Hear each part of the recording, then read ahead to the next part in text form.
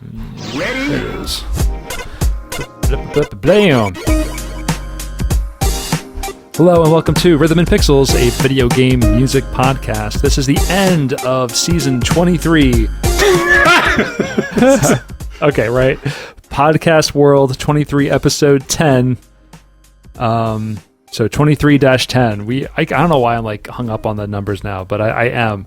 But well, every time we get to, like, when we originally had that idea, neither of us were like, we're going to get the World 23. I mean, and now it's just kind of funny to be like, we're longer than any Mario game ever made. There's not a game in existence that has 23 worlds in it. Well, not a one. I never like thought that we would be like, oh, okay, well, we'll only do the show for this long. I just was like, oh, we'll just do it until we get bored. And like, here we are still doing it. Exactly. It's still enjoyable. People enjoy it. It's like, every week it's a good not time. to like. Anyway, every week we listen to great video game music from all consoles and all generations. We pick an interesting topic, a topic that would warrant us to go out and research cool music, good remixes, good arrangements, and we listen to it and we talk about it. And we are your somehow we still haven't quite done a lot of double dipping. It may happen. I'm sure it's happened, and we have probably forgot about it. But it's only been happening in one of two ways. Either one, through guest request, right, which is totally normal, or, and this is also intentional, synonyms or similar things like cave themes, and this one's about spelunking. Oh, I play the Super Nintendo version and not the Genesis version, so I'm gonna do it. It's fine. Exactly. But we're not super, like, we play things a little looser than some other podcasts. There's no legality to this or that. I mean, oh no, I signed a legally binding document that says no double dipping on topics. Yeah, you really shouldn't have signed that contract before we started the podcast. You should have had a little look at that. Yeah, I really should have, but I was so anxious and ready to go. Yeah, I know. So we would like to thank our sponsors, Coca-Cola, Frito-Lay. Frito-Lay. You know it's hers. Make hers yours. Hers potato chips. So my name is Rob Nichols. And I'm Pernell. And this is what we do. We are ostensibly a video game music podcast. We talk about games, we talk about music, but in the end, we end up talking about just everything else. We get goofy. We get a little goofy. Yeah, that's about it. So the indie game Crosscode that was on the PC just came out on console last week. I reviewed it. It's good. I know. I'm really like. That's actually the. What, you got it? No. I was going to get it. I was going to buy it last week, but then we ended up like watching movies or doing something else. So, but that's actually on my list. I'm looking forward to playing it. I've been following it in development. I saw it come out on PC, but I don't play games on my PC, so I'm super looking forward to it. I have one warning about it though, and that is it does that thing where they give you a place to go. And then that place is just like flustered with side quests. Oh no! So you can easily get lost in the weeds. Okay. So do you is it okay? But tell me this: can I ignore side quests and then they'll still be like kind of easy to get back to? I think you could. Honestly, I haven't ignored them because I'm insane. But I don't see why you couldn't, because usually the reward is just like, healing items or weapons or actually that is it: healing items or weapons.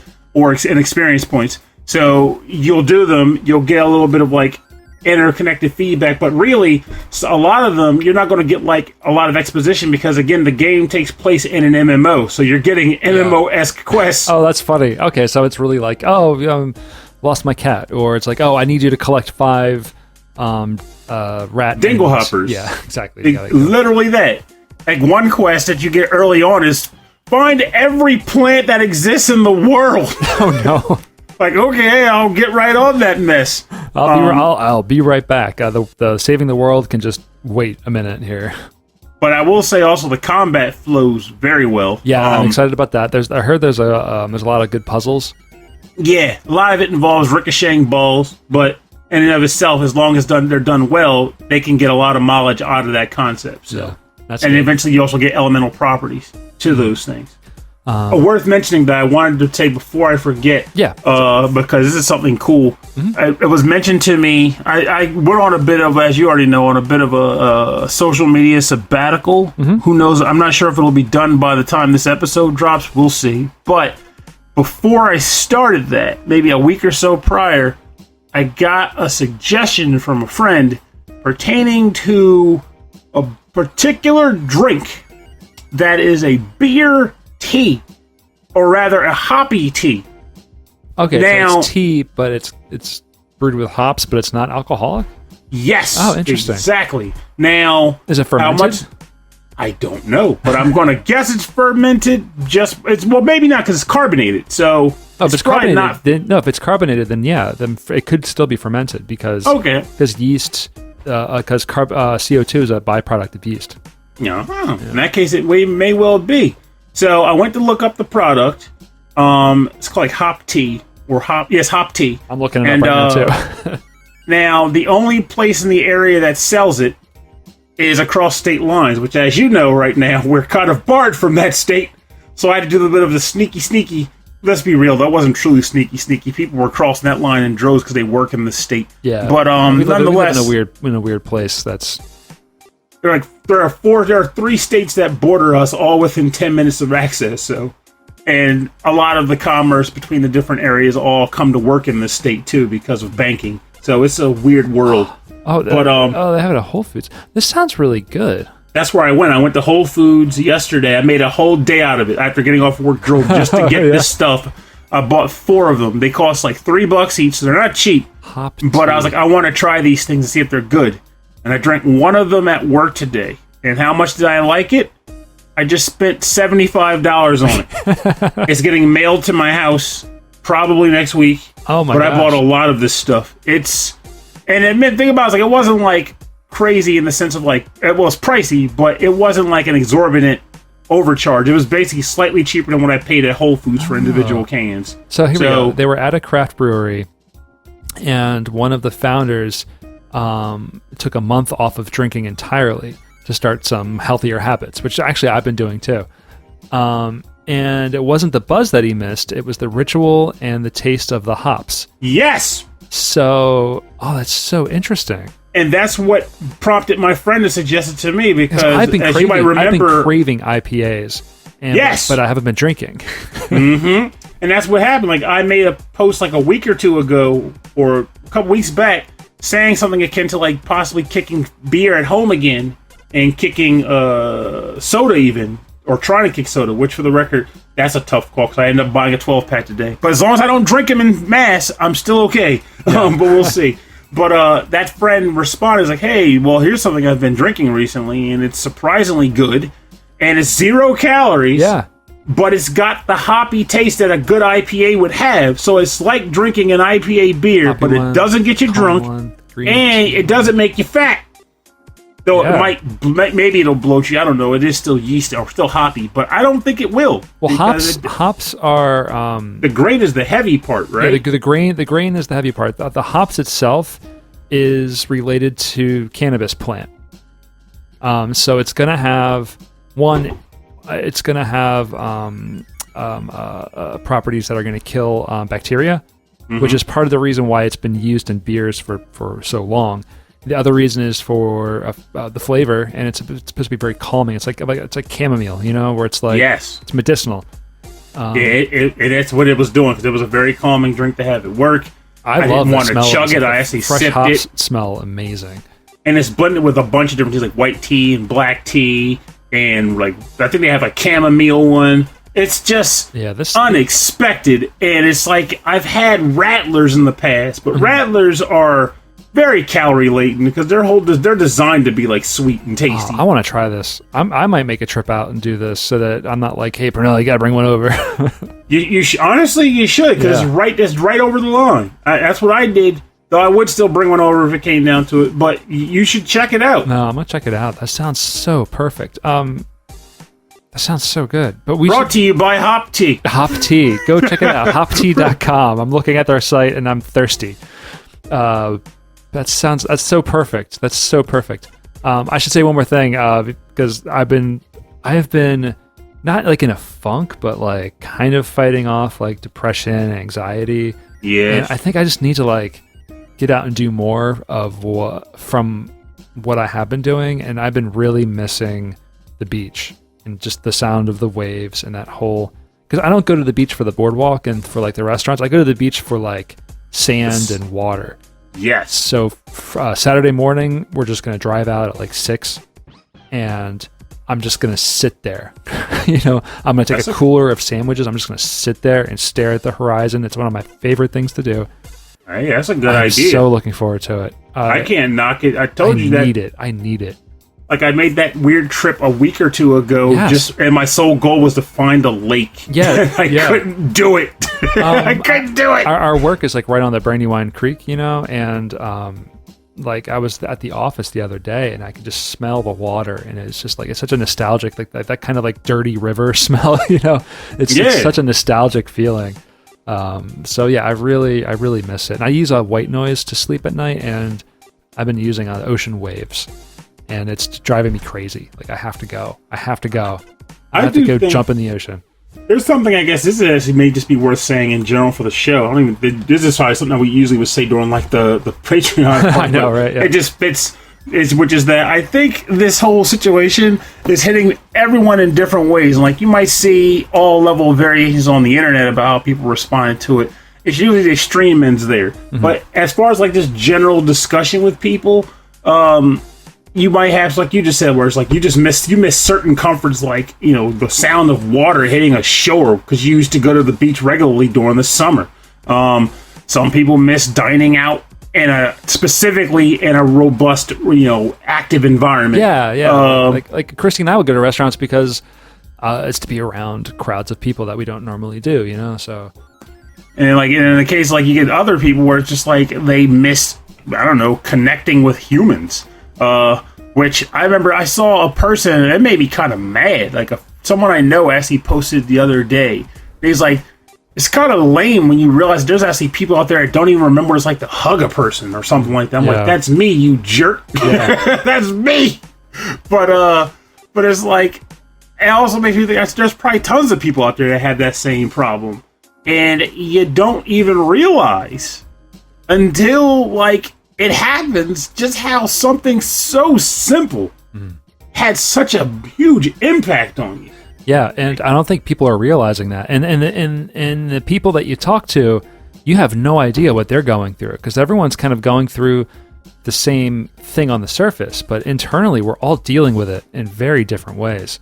Mm-hmm. And it's not, and it's just, I feel like it's eating us up a little bit. And there's nearly, we have to, I feel like I have to operate like there is no end in sight and just try to move on in a different way. But in doing that, it's almost like this nihilistic, like, oh God, really? No, it's not nihilistic. It's essentially, I said it to somebody not too long ago, and they thought I was crazy. I was like, no, it's true. Which is that I have a couple of friends in Illinois that are like, we need to wait until there's a vaccine. And that would be great, except for the fact that in the meantime, you still have to live your life. Yeah. Now, no one's saying to not do anything, because back in that first 2 weeks, a lot of people were literally doing nothing but going home and staying there. Yeah. But it does come to a point where you're like, okay, if I'm going to try to interact and do stuff, it has to be within reason, because literally everything you do is risky. But it's a calculated risk. Mm-hmm. And when you take a calculated risk, you can feel comfortable in at least knowing I'm doing what I can within reason. And it's different for everybody. Like, everyone that listens to the show knows I still exercise. But when I go, my play is to only go when I'm the only one there, if possible. Yeah, that way you're trying to mitigate as much risk as possible, because exercise for you is a necessity. Exactly. So I make that something I do. But by that same token, as much as I want to, I have not gone to round one to play Pump It Up. No way. Despite the fact that it would burn a lot of calories. I just don't trust that environment. Now, someone else might say this different. They might go, you know what? I don't really want to do these things. I go to the bar, but I need to play Pump It Up. So they do what they can. They might go to the arcade with a bottle of sanitizer and a hand mask on, or face mask on, and they'll just hope no one else is there or there's few people.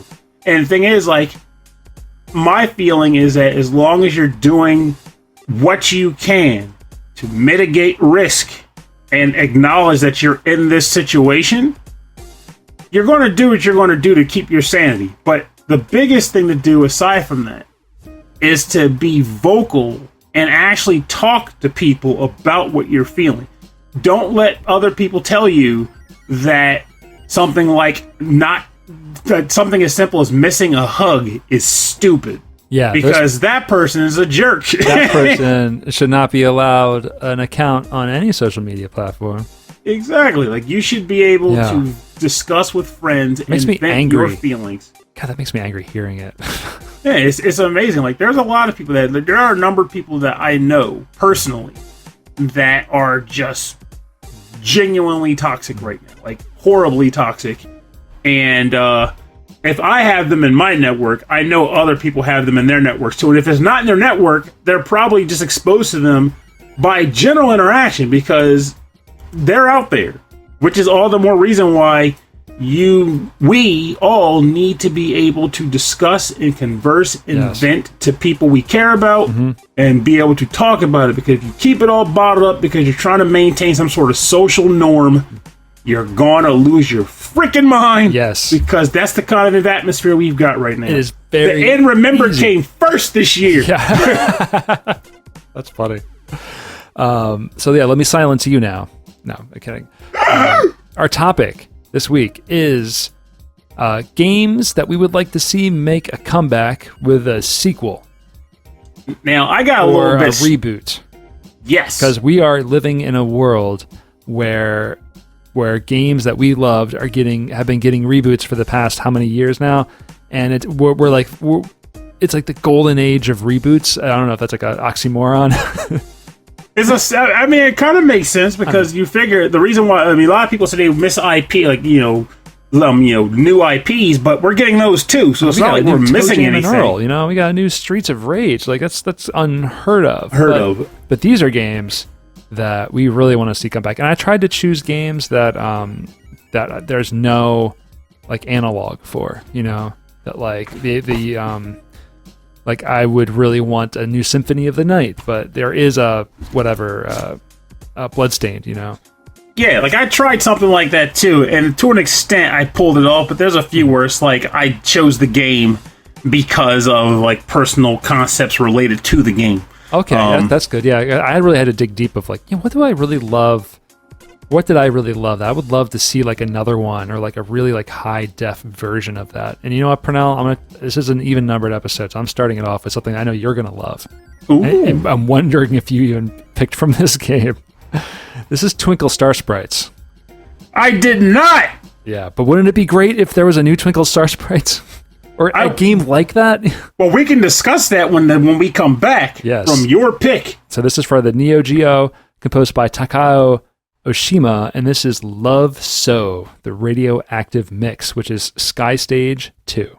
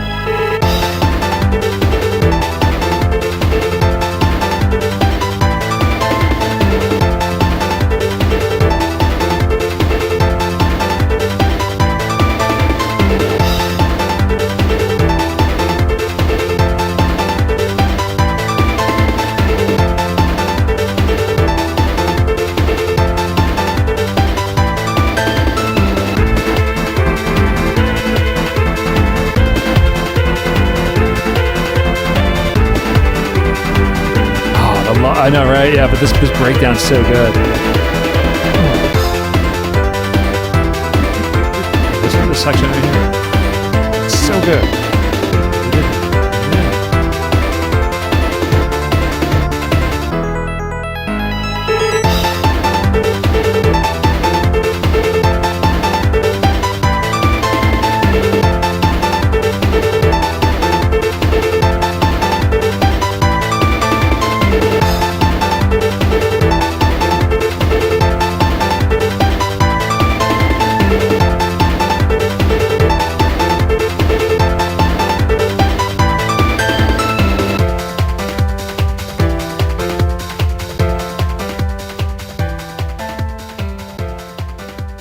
You're listening to Love So, the radioactive mix, Sky Stage 2 from the game Twinkle Star Sprites for the Neo Geo, composed by Takao Oshima. And let me tell you for now, I love a good shoot 'em up, I love a good puzzle game, and I love a good head-to-head competitive game, and I love the Neo Geo. So you put all that together with some cute music, some cute characters, and some frantic gameplay, and you've got the crazy mashup Twinkle Star Sprites with even the crazy. I feel like when I first heard that name, I think you told me about this game like ages ago, and you were like, "God, Rob, you gotta try Twinkle Star Sprites. It's so awesome." I'm like, "Twinkle Star Sprites." Yeah, that name doesn't sound appealing. But no, it's great. This is a fantastic game. I would love to see another Twinkle Star Sprites. But now, Pernell, tell me what's on your mind. Tell me what's on your mind. You got that look. I kind of agree. I actually do agree with you in a number of ways here because Twinkle Star Sprites only ever got one sequel, and it only came out in Japan. Yep. Which I do own. I did buy it. It's an import called La Petite Princesse, and it is the same style of gameplay with better graphics and more characters to choose from. And unlike the original game, the character stats are actually relevant. Because for those who are in the know, the character stats of Twinkle Star Sprites are so bloody inaccurate that you can't even trust them. The worst shot character in the game is the best shot character for experts who play the game regularly. But then in addition to this sequel that it got, another completely unrelated company released a game in 2018 or 2019 that is a spiritual successor to this game called Rival Megagun. Oh, and okay. While it has nothing to do with Twinkle, Stars, or Sprites, it does involve space combat, a split screen with head-to-head shooting gameplay, and a whole boss mechanic. Though the boss mechanic is a little different, I think. I want to say in this one, you choose to become the boss, and you control it on their screen when it gets summoned. Oh, you're right. Yeah, no, it looks very, very similar. I've come close to buying it, but I keep telling myself, get it on a sale, get it on a sale. Yeah, I think it's on Switch. Is it on Switch? Yep, that's where I would buy it if I bought it. It would definitely be the Switch version. Oh, it's on PS4 too. Maybe I'll take a look at it then. Oh yeah, like if you like Twinkle Star Sprites, like even the reviews pretty much says like if you like Star Sprite, you'll like that game just the same. I had a feeling like one or two of these. It's like my knowledge of games is not as great as yours. That's a good thing, though, and it goes both ways. Like, it might be something I name where you go, Pernell, actually, this game actually had a spiritual successor in the form of Apple Von Betty's Great Mushroom Capers, and it really stole me on the PS 4.5. Like, it could happen. It could happen. Yeah, maybe me. I really doubt there's something I know that you don't. And even if both of us don't know, a listener might come back and say, technically, guys, this game exists. And then we'll both go, wow! So it can happen. That's part of the fun. And yeah, also, it really is, yeah. Like I like being surprised, I don't like game reviewers and sites that are like, they assume they know everything, Oh, yeah. I'll say this, though. The Twinkle Star Sprites soundtrack, I'm not a huge fan of. A lot of the music is very, circusy, very, music box sounding.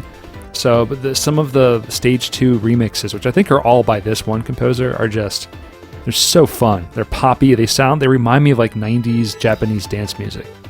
There's two specific tracks in the game that I always come back to, and the rest are, they're just good for when I'm playing the game. Yeah, yeah.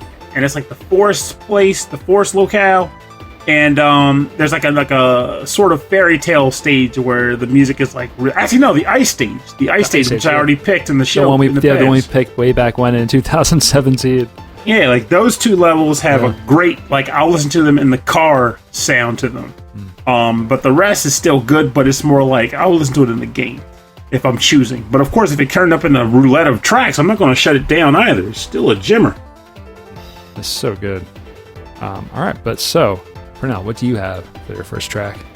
Well, the first track I'm going to pick came from a game that I remembered very fondly from my childhood, and it was funny that it came to mind when this topic arose, because I actually started trying to list a massive set of what I first did was I started listing a bunch of games as best I could by system, and then I tried to trim the fat and say what games have sequels that are similar-ish, or games from other companies that are similar, so I can remove them from the tier. But this game, I remember fondly And I also remember buying a game specifically because I thought it was like this game, but even still, it was not, which I'll talk about shortly. And that game is called Bubble Ghost on the Game Boy. This is the main theme from that game, and as I only learned when picking the track for the show, it was composed by Hitoshi Sakimoto. Oh, okay. So there's a reason why it's so good. Yes. Bubble Ghost. I've never heard of this one. All right, let's listen.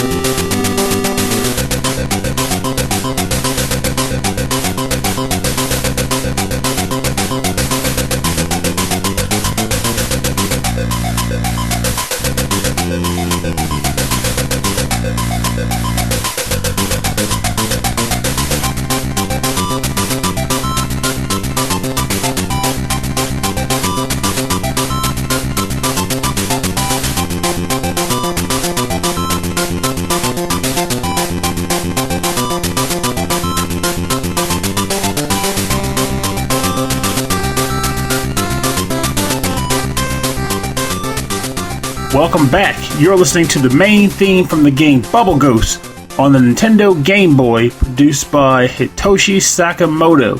Now, this track plays for literally the entire game.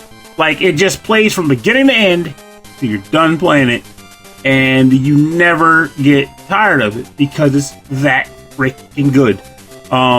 Bubble Ghost for me was one of those games. Growing up, did you ever have a time where you would go to the store and you would just look across the shelves? Because back then, every game wasn't available for a review lookup on the internet, and every magazine didn't cover every game. Right. So sometimes you would just see a game on the shelf that had a really cool cover art, and you didn't really know what it meant, but you just knew, I have to play this someday. Bubble Ghost was that game for me, where it had a cute ghost on the cover. The title was called Bubble Ghost. Like, it just sold itself. And I just had to have it. And it had that weird logo from the company. I'm not even sure what it stands, like an FNY or something, but it was like eyeball.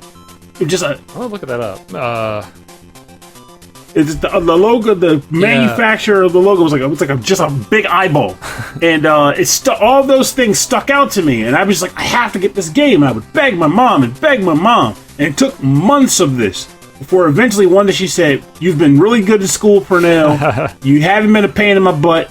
Here, I'm going to buy Bubble Ghost for you." And I took it home, and it was my baby. All right, now, it was developed by for the Game Boy by Opera House. But this was originally created by Christophe Andriani for the Atari ST. So for the 8-bit computer system of the Atari ST, and then adapted to the Game Boy. Wow. Now, what is Bubble Ghost exactly, though? Yeah. Bubble Ghost is a very simple game where you are a ghost floating around a house. And as you float through the house, there's a bubble that you have, just like a generic bubble that you want to take through the house with you. But if it touches anything that would puncture it, the ghost becomes very sad. And the game is over. So your goal is to get through a bunch of different rooms in this house, blowing the bubble along with you without it popping. And it starts to get nefariously difficult as you progress through the games. You got fans, you got fire that wants to pop this. You got to blow the fire out. You got to blow the fan out. You want to sometimes kind of gauge where the bubble's going to get blown by the fan. You got to blow from below to make the bubble go up while the fan's pushing it right. Stuff like that. and it's very addictive. Now, the closest there's ever been that I know of to a sequel to this game, but it does not measure up at all, is there was a game that got released on the DS back in like 2007 or 8. I don't remember when it was, and it was only sold at Toys R Us, called Soul Bubble. And it's a little fairy kid who also blows bubbles around. And I was like, oh my god, it's like the spiritual successor to Bubble Ghost. So I went out and bought it. And while the game's okay, it's no Bubble Ghost. Not in the least. And I, to this day, feel that if Bubble Ghost got revived some way, they gave Bubble Ghost powers or something to kind of make it modernize with times. If they would just... we have a seance and sort of like revive the Bubble Ghost. Resurrect Bubble Ghost, play Ouija. Are you the Bubble Ghost? You get the Ouija board and it's like, Bubble Ghost, do you like bubbles still? And it's like, no. No, I am no longer Bubble Ghost. Just Ghost. I'm just Ghost. Just Ghost. Wait, he's spelling something. It says bubbles.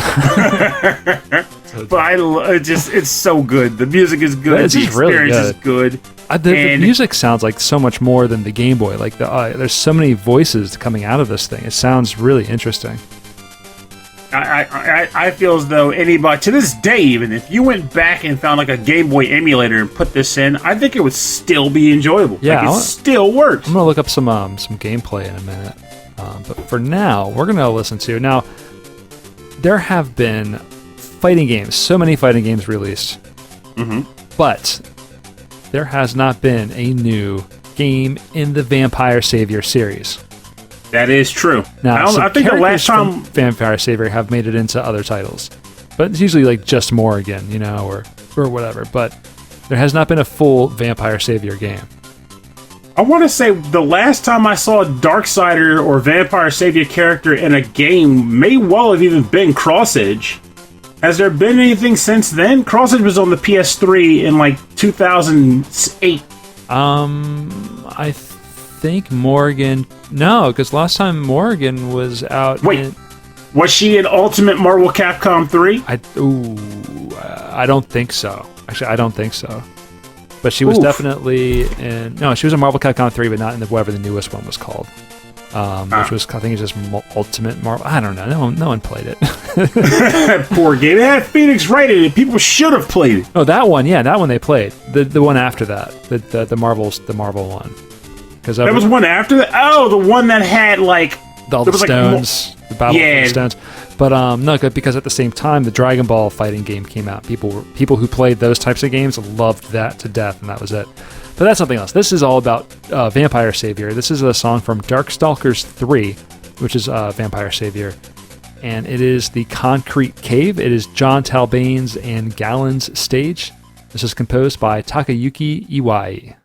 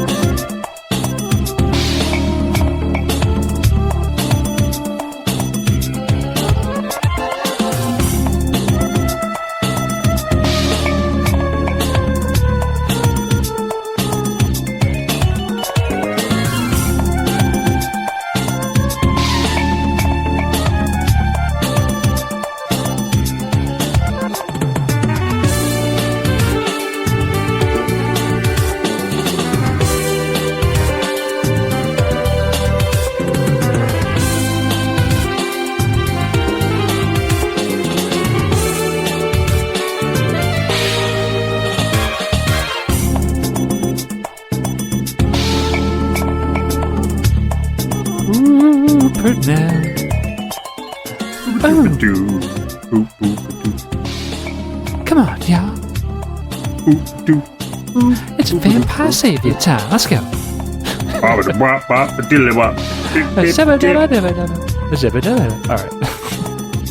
Zam bam wham. You're listening to The Concrete Cave from Darkstalkers 3, known as Vampire Savior, for the arcade, composed by Takayuki Iwai. Iwai! So yeah, I was Darkstalkers for me was probably the first combo based, or combo heavy fighting game that I got into when I was a teenager. The Alpha series was out there. I know there's a combo system in the Alpha series, the Street Fighter Alpha series, that was really big.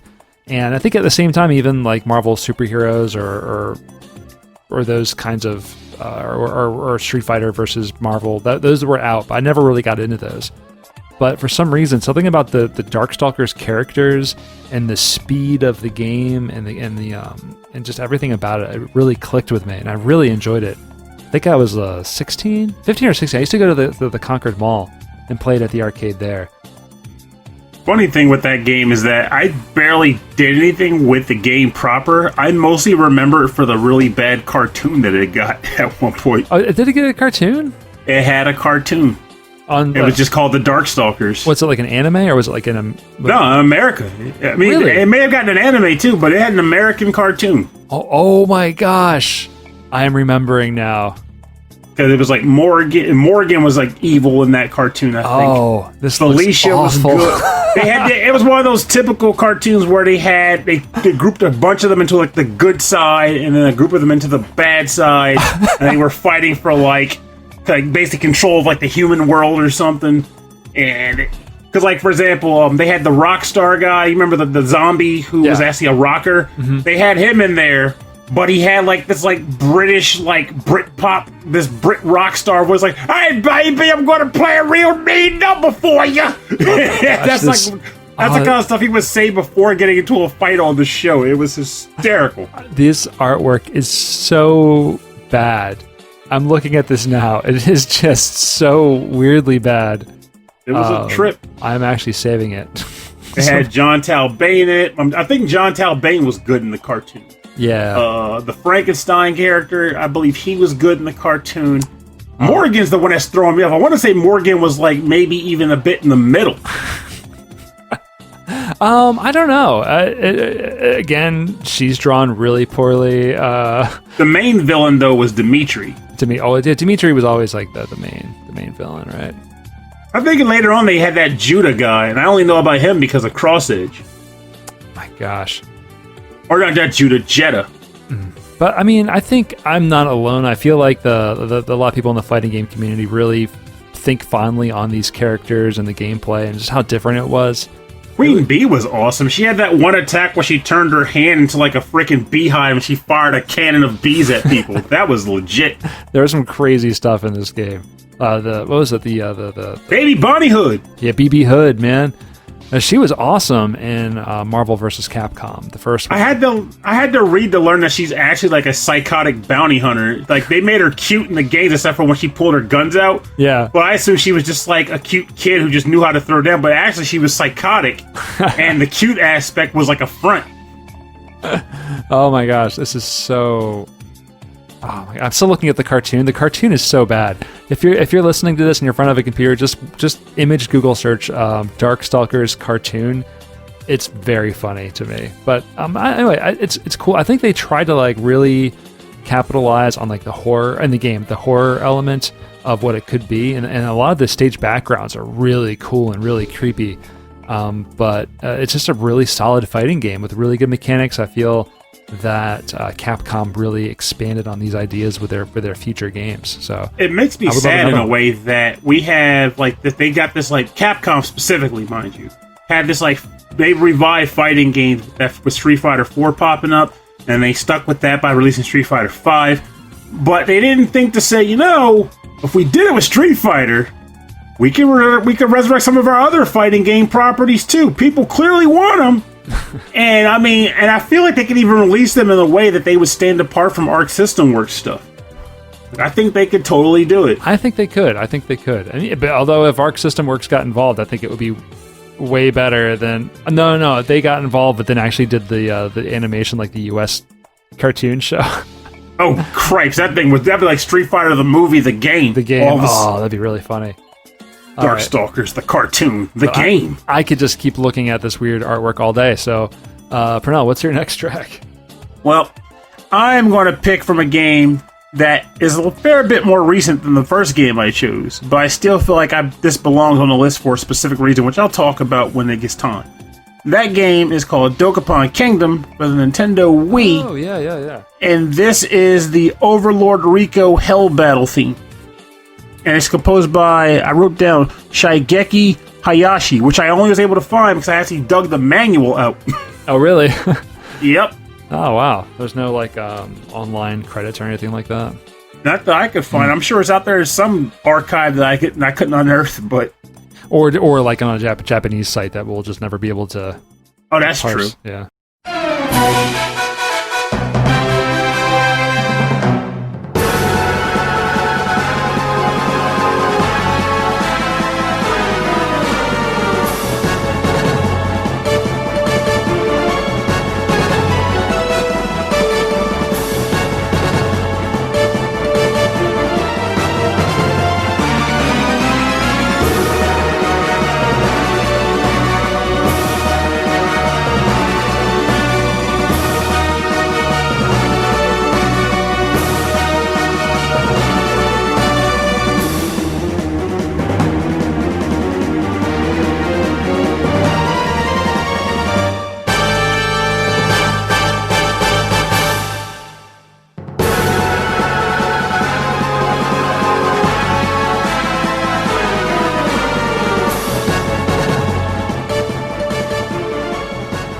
Welcome back. You're listening to the Overlord Riko Hell Battle theme from the game Dokapon Kingdom on the Nintendo Wii, composed by Shigeki Hayashi.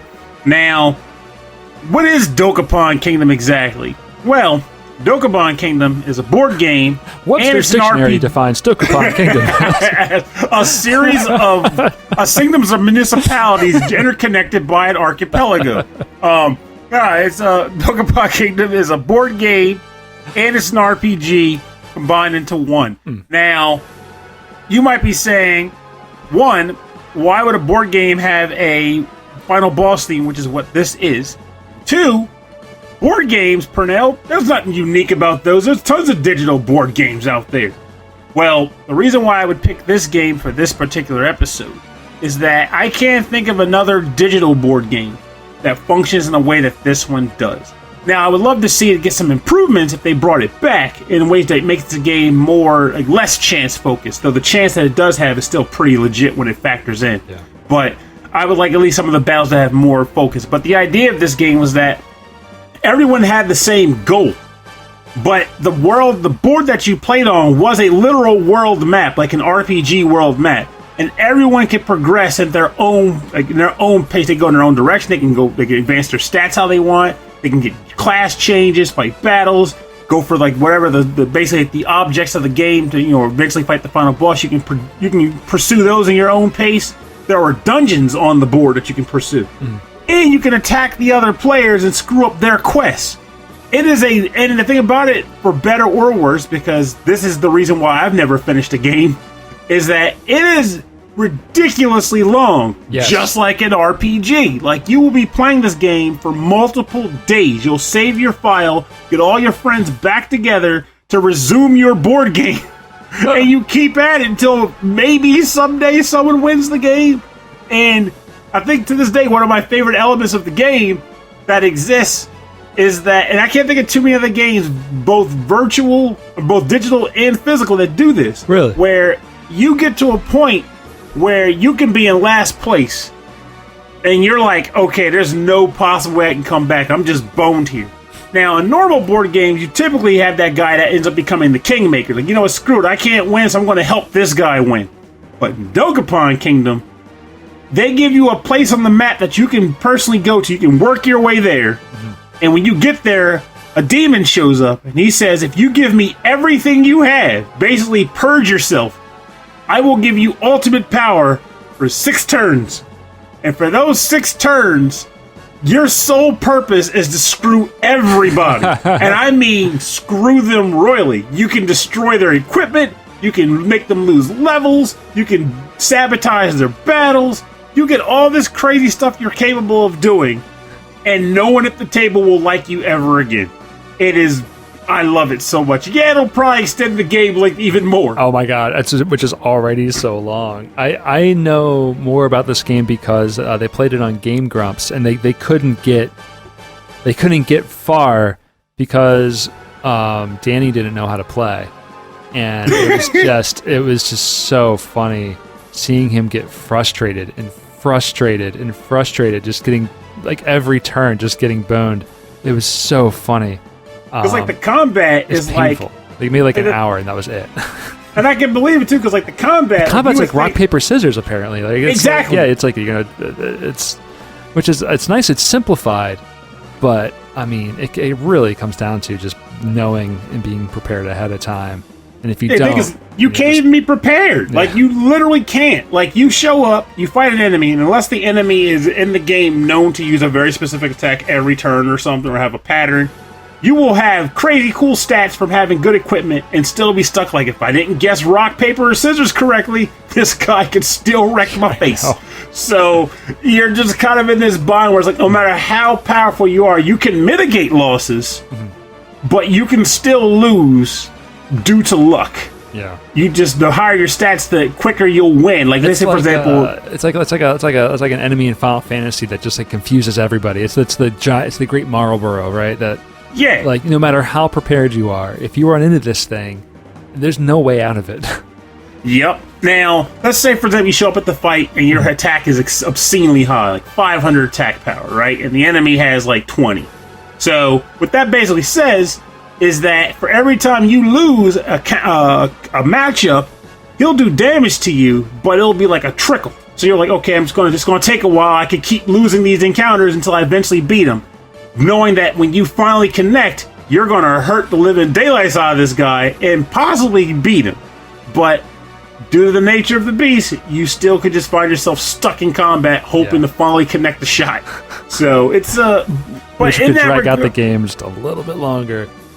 But I will honestly say, when I've played this with people who were on board and ready to have fun, I've never finished a game, but for the time we would spend playing it, it was a blast. Like, it was always enjoyable. We ended up playing for a couple of hours, stopped for the night, but then never resumed the match. That was pretty much how it would work. If we ever do, like, a streaming show, it'll just be that for, like, months. Pretty much. When we last left Purnell and Rob 4 weeks ago, Purnell had just gotten the final orb to confront Overlord Riko. What we should do is have, like, really high stakes. Like high, like real life stakes, like put like a whole lot of money down on it so that we're both super invested in winning like the whole time. By the end of it, it'll actually feel like a paycheck. It's like we're playing for pink slips. Pretty much. If you win. Dokapon Kingdom for pink slips. Like, it's such a good game. Like, I feel like this sort of thing. Just imagine if Square did this. I certainly want to say Square because I feel like now these Square isn't as good as they used to be. But it's that level. A high caliber RPG developer said, I want to make a board game environment or just an open world environment where every player involved, not an MMO, mind you, just a small group of players, would just do what they want, how they want, focused on specific goals. And they're trying to outdo the other people in this game world. Like, let's say, for example, it's literally like a Final Fantasy style game where there's a final boss who's destroying the world and he's got generals. But every hero is competing to be the best hero in this world. They want the accolade. They want to get the ultimate spell, stuff like that. So you're all competing to be the better hero, and you're screwing everybody else. Like you have a guy fighting like to save a town, like. Think Final Fantasy VI, you're fighting Fumbaba to save the orphanage. Yeah. But you're just behind the guy fighting Fumbaba, and you want to be the one to save the kids. So you just kind of, just flick a venom spell across the map to hit the hero, and then Fumbaba knocks him out because they can't stand up. It's like, oh no, the hero's lost. But fortunately, this random traveler, who by no means ended up here by, intentionally, just happens to show up and defeat Fumbaba and the hero's stead. You get the last strike. It's like competitive do-goodery. Yes! It would be the best thing. And you can, like, trash talk the other players so they show up to a town to get equipment and, like, we heard about you. You don't wash your armpits when you after battles. We don't want you in our shop, and they just kick you out because the other hero was spreading bad rumors about them in the town. Like, these are things that would make an authentically genuine, fun game. I would be all for this product. Yeah, it doesn't exist. Extra wacky, but there is no more Dokapon Kingdom for now. There's no more. It's been raised by the guy who was in last place. Well, speaking of raised, The next game I'm talking about is Actraiser for the Super Nintendo. Which, yes, I know. I just discovered that last year there was a spiritual successor to Actraiser. On the positive, you probably would have been better off not discovering it. But really? Well, maybe that's good then. Anyway, Actraiser, I never played this when I was younger, but I played it when I was older on an emulator, and I found it fascinating and fun and extremely difficult, but really cool. So this is the track Sacrifices from the game Actraiser for the Super Nintendo, composed by Yuzo Koshiro.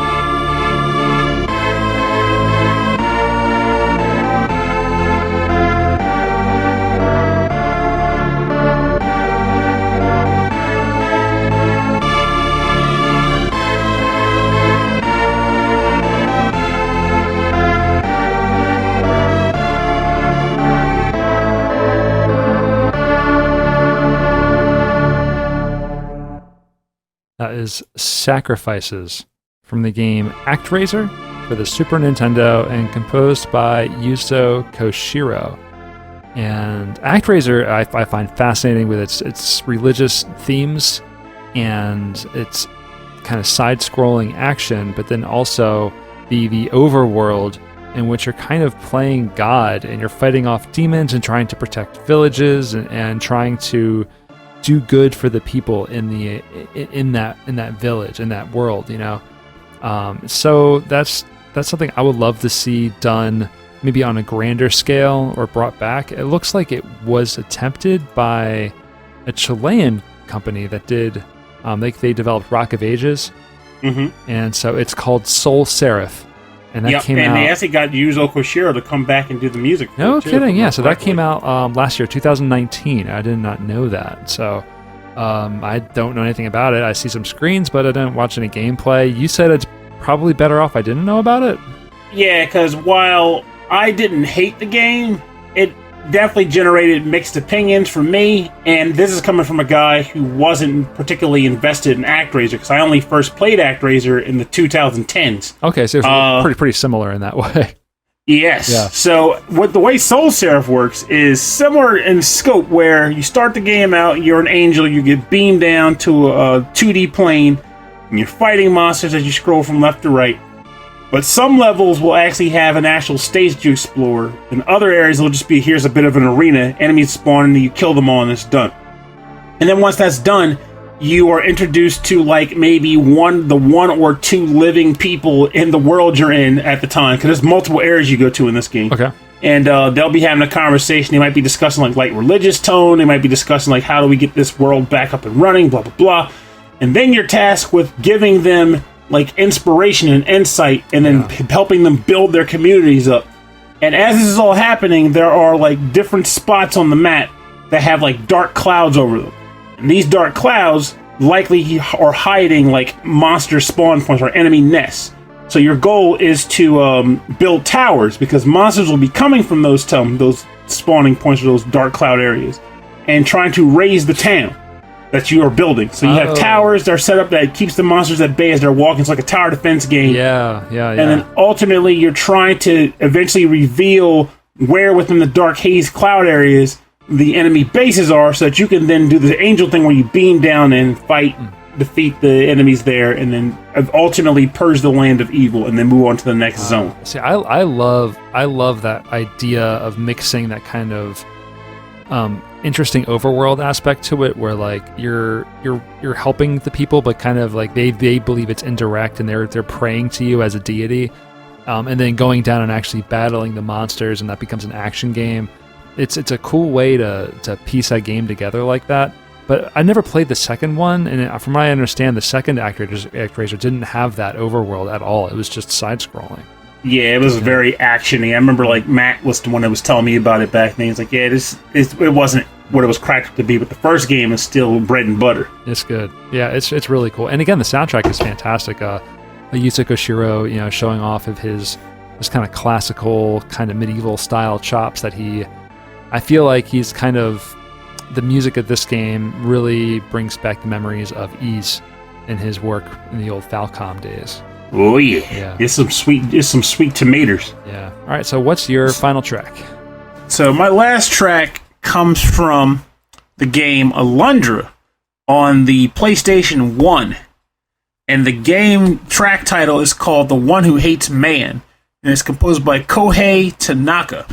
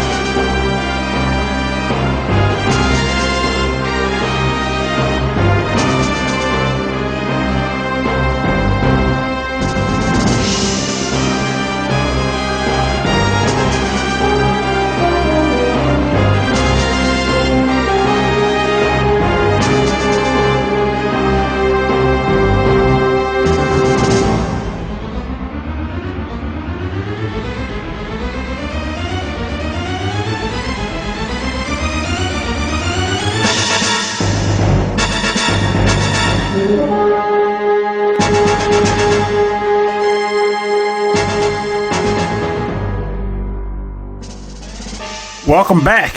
You're listening to The One Who Hates Man from the game Alundra, released on the Sony PlayStation and composed by Kohei Tanaka.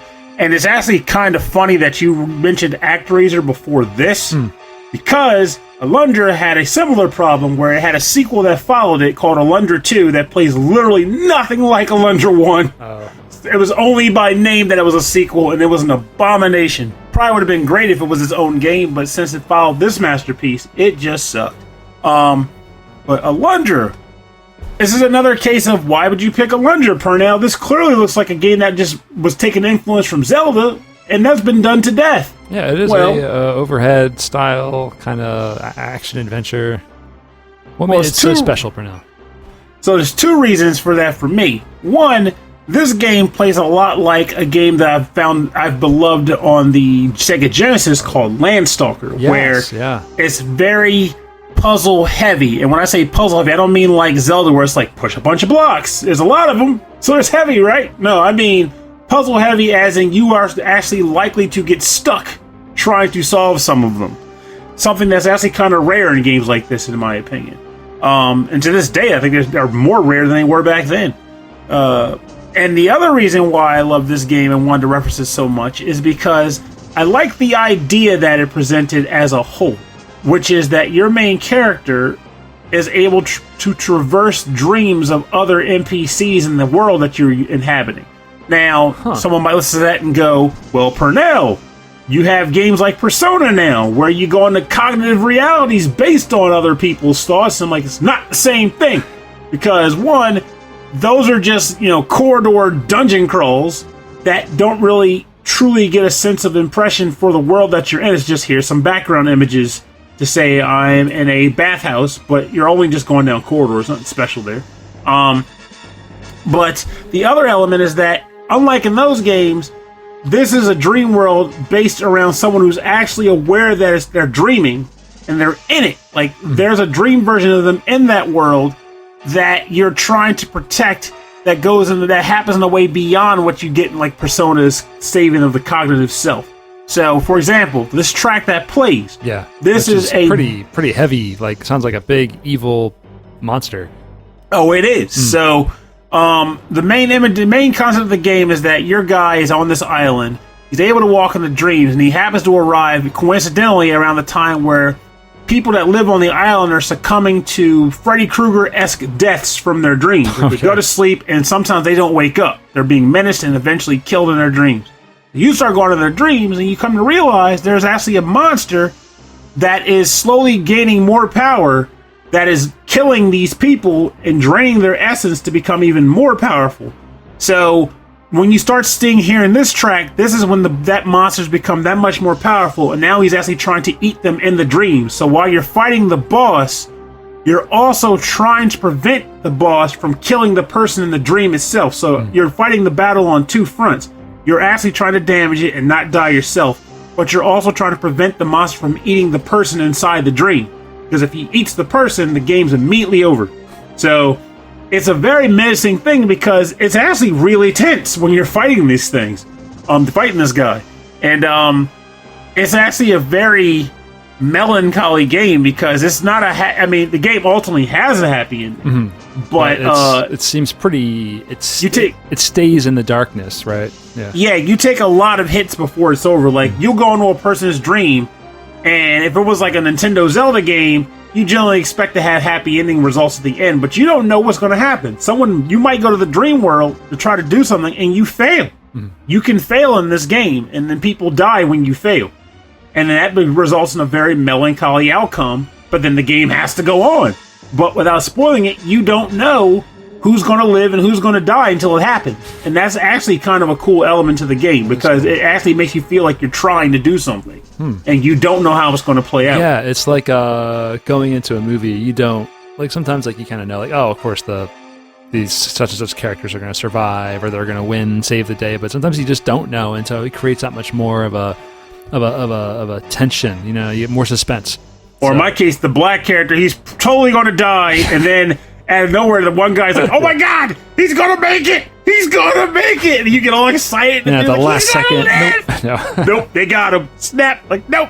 What was it? I'm trying to remember. I think it was like Deep Blue Sea. Oh, that's right. It was a movie where LL Cool J was in it, and he survived, partly because he was like, everyone's like, we got to go there. He's like, nope, I ain't going. And it's like, that's right. You tell him you ain't going. You're going to live. Yeah, he made music for that movie that was so bad. So silly. But he earned it because he survived. All right. I'm going to turn this track down. We're going to not think about Deep Blue. And we are going to get into the part of the show we call the bonus round. The Deep Blue bonus round. And the bonus round is where we play covers and remixes and arrangements on our theme. And for my final track, I have a couple here. I'm going with this one. Jet Set Radio, Pernell. Oh, that's an excellent choice. Now, that needs to come back. Yeah, that is a game that I feel would really do it with a great sequel. Now, there was a kind of a spiritual successor called Hover, which is actually had some music composed by Hideki Naganuma, who composed much of the original soundtrack to Jet Set Radio. But there was no graffiti. It was just like, rollerblading and skating and like hoverboards and stuff. Like, I feel like the soul of Jet Set Radio was all of the cool graffiti and artwork within the game. And I would in some respects, the police, love to see this come back. Like that whole push back and forth. Like, did you play Future or no? No, I've actually only ever played the original. So in Jet Set Radio, the one you played, as you know, as you're trying to graffiti the environments, you have the police that are out there trying to stop you, and they're out there the whole time. Progressively getting more and more aggressive. Yeah, so it's like there's a lot of added tension. You're like, okay, you're putting the commands to spray paint, but off to the corner, the camera shows the police running up the street. You're like, hurry up, finish this stupid sign! I love that. Again, it creates suspense. Like, I'm trying to finish my tag on the wall, but behind me, there's like 3 cops, you know? Yes, now with Future...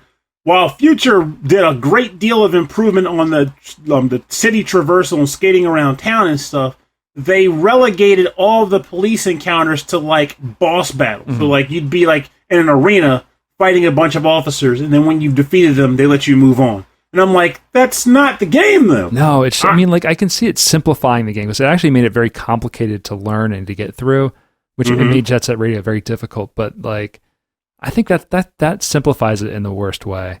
And I remember, I think I saw you playing the game, and I was like, "Oh, come on!" Yeah, like the game was still awesome, but I remember every time I play, I was just finding myself going, "You know, what would make this way better if I actually had to deal with the cops while tagging the city." Yeah. But anyway, this is the remix of Sneakman from Jet Set Radio, composed by Hideki Naganuma, and this is remixed by the Mothership Loudspeakerz with a Z. Ers.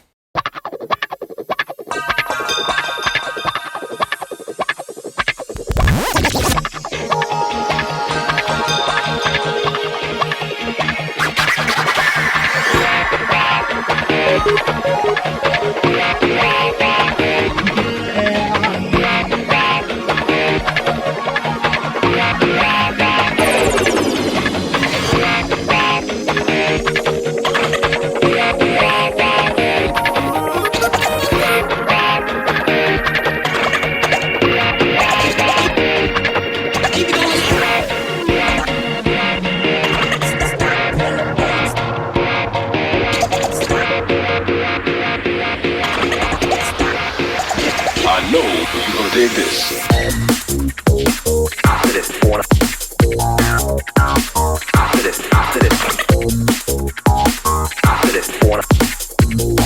I'll say it again.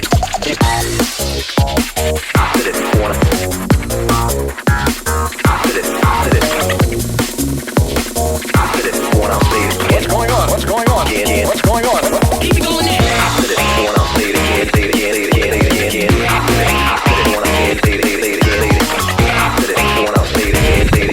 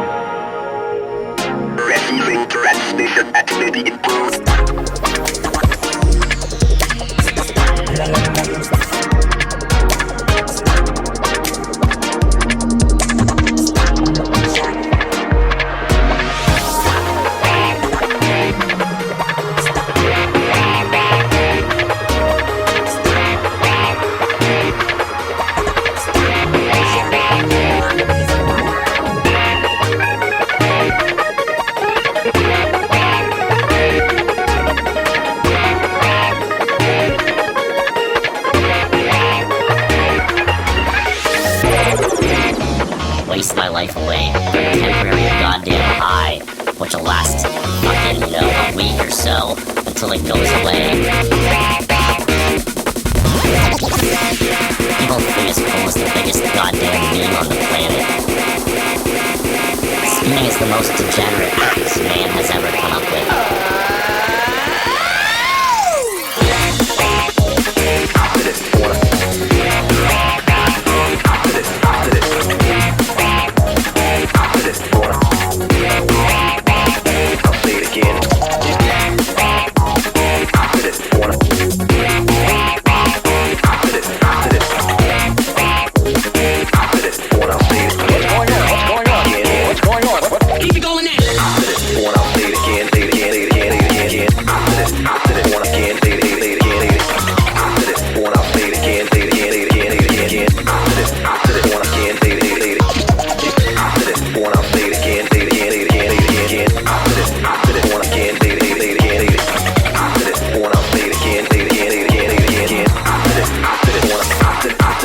Acid.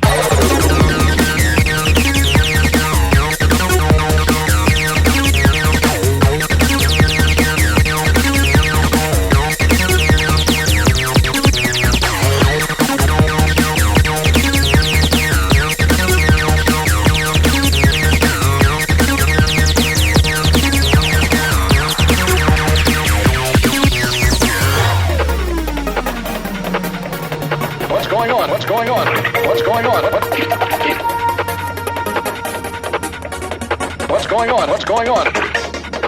Keep it going in. What's going on? What's going on? What's going on? What's going on? What's going on? Yeah, that was the Sneakman remix from Jet Set Radio, composed by Hideki Naganuma, and this was remixed by the Mothership Loudspeakerz. Zers. Just crazy amount of scratching and mashups and beats. There's so much happening in this track, and it's for being so long. There's so many things going on. It's really, really good. So check them out on YouTube. Check out their SoundCloud. It's soundcloud.com/mothershipl. They remix everything from like a Euro beat to some other game music, Unreal Tournament.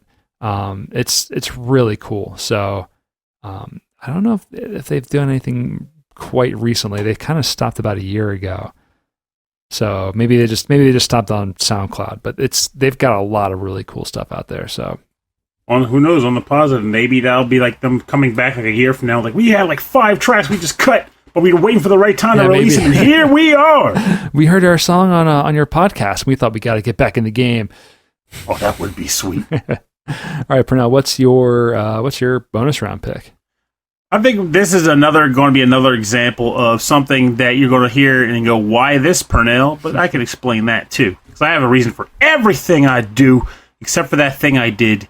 We don't talk about it. We don't have to. It's been the past. Hi-yo! So this track is titled Southtown Remake number 109. And this is from the game Dynamite Headdy on the Sega Genesis. And it was redone by BitSymphony.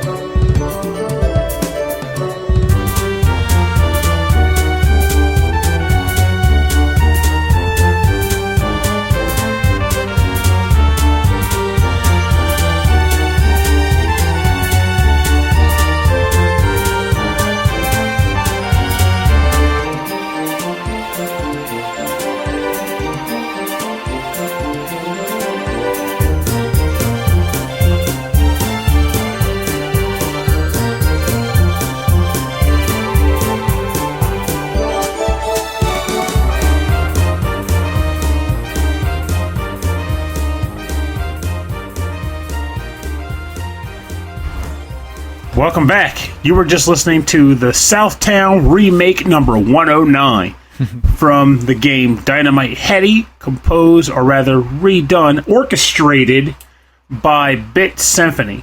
So, well, first of all, the track is freaking... I think 109 is related to the number of remakes that they've made total. That makes me sadder, because if that is the case, I was like, this is measurements. This is measurement number 109. Like, typical classical pieces. Oh, yeah. No, I think this is like the 109th remake that they've done on their YouTube station. Well, yeah. I'm going to eat this memory loss pill. Forget I ever heard that. It's the measures. Measures, baby. Well, first of all, this track is a re-envisioning of my favorite track in Dynamite Headdy. And they did a fantastic job of it. So kudos to that. But then the follow-up is like, why Dynamite Headdy? I mean, it's not like platformers are rare. They're all over the friggin' place. But I think for this is less about Dynamite Headdy as a platformer, or more about just like the overall just backward quirkiness of the world they created for it. And the fact that even though we still get weird games today, I don't think we've gotten anything on the level that Treasure used to put out to this day. I think Treasure is still like the king of this sort of concept, or style of game. Like Dynamite Headdy, for those who don't know, is a platformer, but the entire thing takes place in a world that's populated by puppets. And all of those puppets live in a puppet world, including having strings, having all of the worlds you traverse are being manned by people in the background, like an actual best grip in like stage team. And you just see these like weird elements to it. Like on this stage, you actually go into the backstage area while you're running around. And then sometimes you flip back to the actual front stage to do level work there. So you're going backstage, front stage, backstage, front stage. There's a point where you actually get thrown into like the cellar where you see people like moving stage bits around and stuff. So it's like you're having trouble determining, is this an actual world you're in? Are you playing an actual puppetry show? What's going on here? And the game itself, as it plays, it just takes that concept and runs wild with it. I feel like Treasure not only had like really creative artists and musicians, like the stories and the worlds they built were just so off the wall most of the time, and they just executed on it no matter how weird it was. Like so at Mirage, I mean, the whole game world was populated by Cupid dolls and pumpkin people. And it looked very much like that. It was very colorful and but just so different. But for more information on the bonus round, go to rhythmandpixels.com. We'll have links to their Bandcamps, SoundClouds, YouTube pages, everywhere where you can go buy the music and support these artists.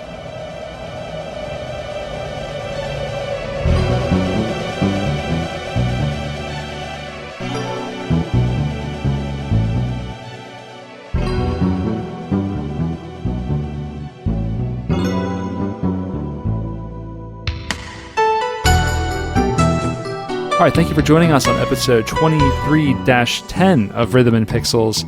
These are games we would love to see a remake for, or how do you want to say it? Like games we would love to see a revival or something. Like, please revive these games. Yes. And it's like, again, it's an interesting concept because like I did write some games down, and I could have written more, but life got in the way. So I'll read a couple off just to be like, these are games that Pernell thought about. Little honorable mentions. That's right.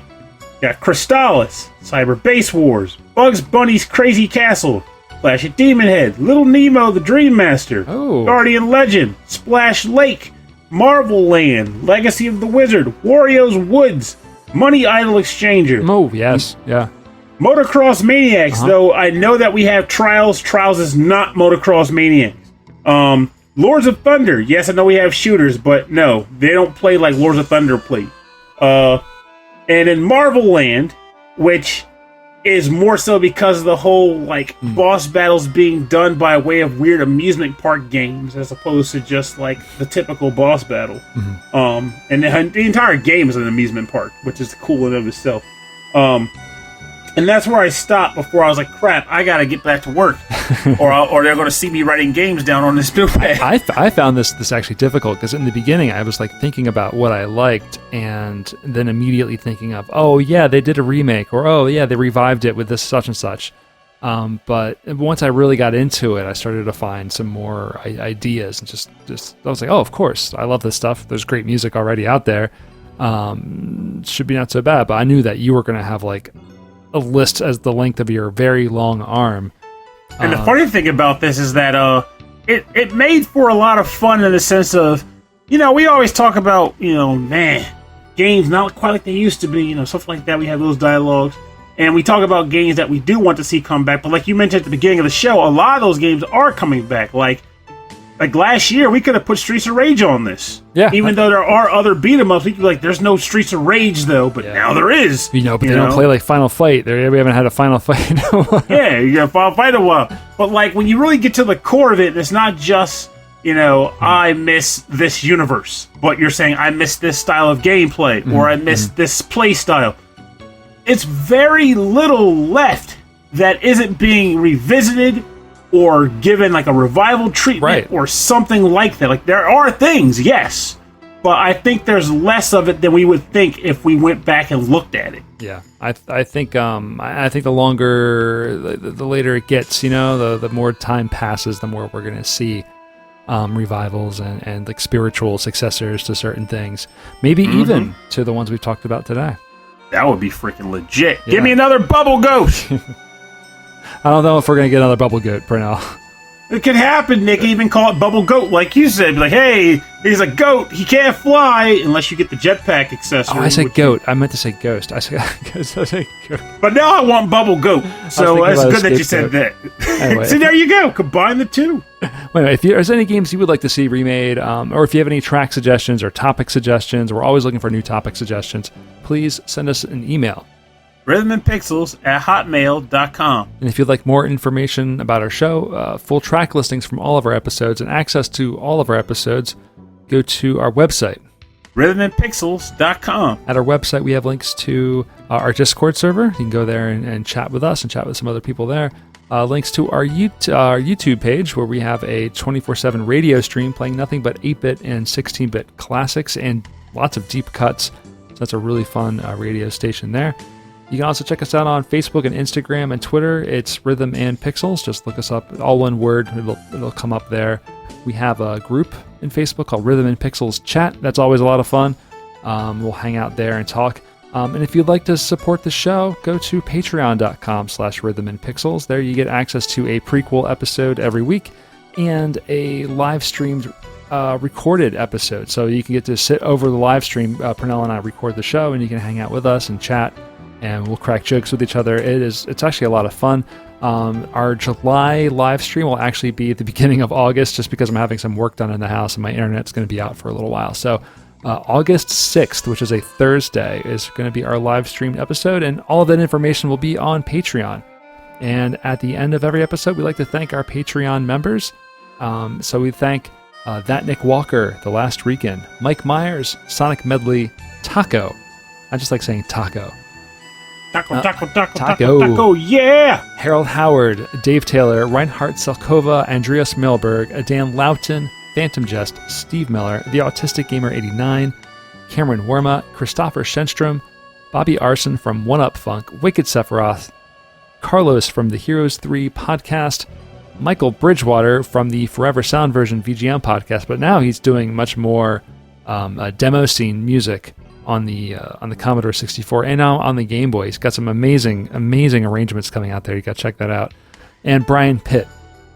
Thank you all very, very much for your continued support of our show. I should also say that I'm working with another Patreon member, listener, friend, Bedroth, on he's making a meme into a reality. Yeah, so we had jokes about a fake Atari game called The Lobster Racing. So we're gonna Carlos is getting involved with some artwork, and I'm gonna be putting it together. And perhaps your old friend Pernell might stick his head in to wish you luck. You're gonna do a lot of voice acting, Pernell. It's gonna be the smallest, dumbest game with the most amount of voice acting ever. I can now. You got me sold. I can pull that. So off. that's what we're doing. So that's gonna be a lot of fun. I'm gonna put that together. Maybe that'll be out by the end of the summer, or maybe not. I don't know. Won't fight about it. It's okay. We're gonna figure out what our next topic is gonna be. But until then, thank you so much for listening to our show. Thanks to everyone who supports our show, and thanks to you, Pernell. Thanks for hanging out with me. Oh, thank you for hanging out with me. Honestly, it's been a rough time for me in some weird ways lately, and I can wholeheartedly say that this show and hanging out has been like one of the highlights that I get in my day, like in my week rather. I'm happy, yeah. I'm glad to hear that. And honestly, that's not podcast gold fluff material. No. There. That's legit feeling. Like I genuinely feel that way. Well, I'm glad. I do feel that way too. Unfortunately, we do end up recording late. Not late for me. Because I get up honestly, so early. You'd be surprised. It's actually, I'm still with it, but it's become late for me too, specifically because of how early I wake up for work now. But not as early as you. You get up at like crazy 5 a.m. stuff. Yeah, I gotta watch the sunrise. Otherwise, it doesn't rise. Pernell. you have a lot of the weight on your shoulders. It's important. It's a thing. All right. Anyway, thanks for listening, everybody. My name is Rob Nichols, and I'm Pernell. Have a good week. We'll see you next time. And remember part 2. Yeah, I've been taking a bit of a sabbatical, like socially. Like I said, it might be over before this episode releases for all I know. But what I do know is that despite being away from the social media verse, I have still been engaging with my surroundings in life. And what it has meant is that I still, when I can, try to do good and help people when I see an opportunity to do so, because there's a need. There's a genuine need. And while I'm not saying I go out of my way to throw myself in the way of like firearms or rockets or something crazy that could have some really bad consequences, I can say that I do attempt to do things that will ultimately make someone else happy. Even if it's one person or 5 people, what's important is that a lot of people are facing some dark times right now. And we don't know what each individual is doing to cope with it or how they are being impacted by it. But what we do know is that positive vibes and helping those who can clearly use the help will go a long way to making them feel a bit better about their predicament. And honestly, it may even make you feel better because you put forth effort to help another person in need. It's just something worth doing. It's something that the world needs. And by God, if you can, please be one that actually contributes in that way to the world to make it a better place.